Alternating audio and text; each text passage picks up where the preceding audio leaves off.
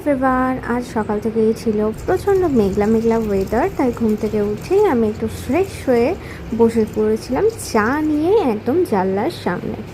আর আজ যেহেতু হলিডে, বাড়ির কাজ সারতে সারতে হয়ে গিয়েছিল অনেকটা লেট, আর এদিকে খাবারও অলরেডি রেডি হয়ে গিয়েছিল। তাই আমি চটপট করে খেয়ে দিয়ে একটু বিকেলবেলা রওনা দিলাম বাইরে। আর আফটারঅল আজকে উইকেন্ড, আর যেহেতু বাড়িতে এই মুভমেন্টে আমি একা, তাই বাড়িতে থাকতেও খুব একটা ভালো লাগছে না, তাই একটু বোরিংই লাগছিল। তাই ভাবলাম সামনেই কোথাও একটা ঘুরে আসি। আর আমার বাড়ি থেকে একদমই কাছে এই বেঙ্গল সাফারিটা পড়ে, মানে একদম কাছে বলাটা ভুল হবে, তবে সামনেই পড়ে।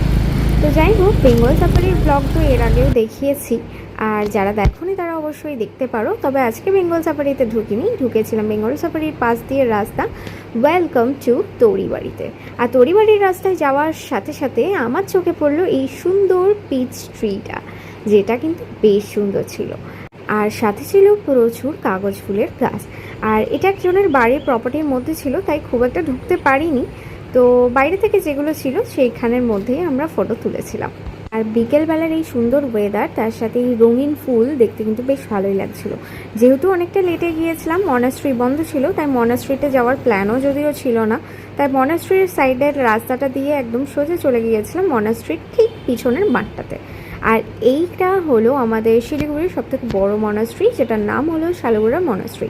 আর এর পেছনের জায়গাটা থেকেই কিন্তু সেবকের জঙ্গল শুরু হয়ে যায়, মানে একদম বলতে পারো গভীর জঙ্গল।